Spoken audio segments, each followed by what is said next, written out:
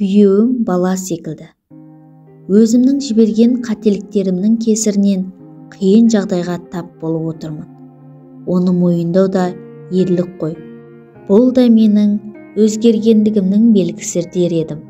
Өйткені мен бұған дейін ешкімге дес бермейтінмін. Қандай жағдай болса да мен өзімдігін жөн санайтынмын. Сонымен қоса өте тәкаппар болдым. Бұлай өсуме әрине өскен ортам, әкемнің еркелетуі, бетімнен қақпай өсіргені себеп болған шығар. Әкем үнемі сөзімді сөйлеп өсірді. Анам ұрысса, әкеме сеніп тұратынмын. Барлық балаларынан мені көбірек жақсы көрді. Тым ерке әрі өзімшіл болып өстім. Қызға тән мінезден гөрі ер мінезді болдым. Мінезді болған жақсы шығар, бірақ қызға ұяңдық та керек екен. Табиғатқа қарсы шығу да қиындықтарға ұрындыратын мен өз өмірімнен мысал келтіріп айта аламын. Ер мінезді қыз болған соң, мұндай қыздарға қыз мінезді, жұмсақ, биязы жігіттер тартылады дегенді соңғы кездері көп естіп жүрмін. Рас-ау, кезінде сыртқы сұлулығыма тамсанып, талай жігіт ғашық болса да, қарамай, өзімшілдік таныттым.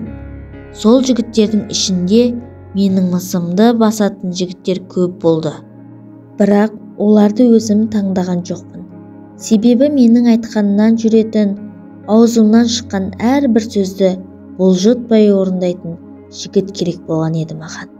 Қазір жар таңдауда дұрыс шешім қабылдай алмағаныма қатты өкініп отырмын. Қаладағы атты аспандап тұрған беделді университетте оқыдым. Әкем ақылы бөлімінде оқытты. Өйткені мен шыны керек мектепте алған біліміме де аса сенімді емес едім. Бірақ мектептен соң қалаға бару мен үшін таңсық әрі қызық болған шығар. Оқудан шығып қалмау үшін жанталасып, барымды салып оқыдым. Группаластарыммен қарым-қатынасым өте жақсы еді. Оқып, басқа жігіттерге көз қырын салмай, өзім де дөрекілеу мінезді қыз болып жүргенімде жасым 24-ге келді.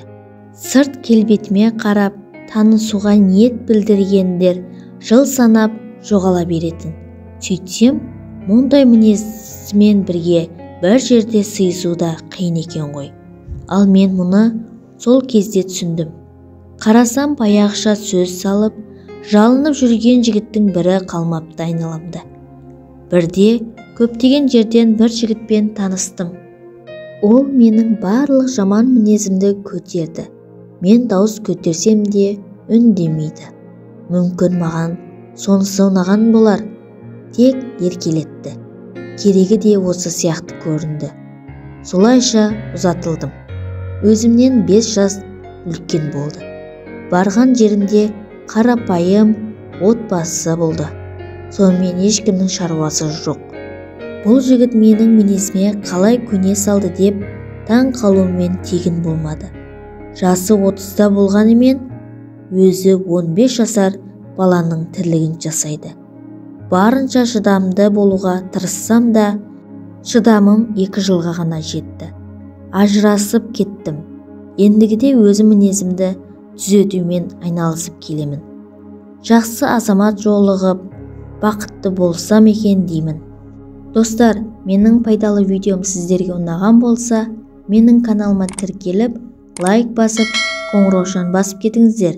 Сіздермен бірге болған пайдалы кеңестер бір арнасы.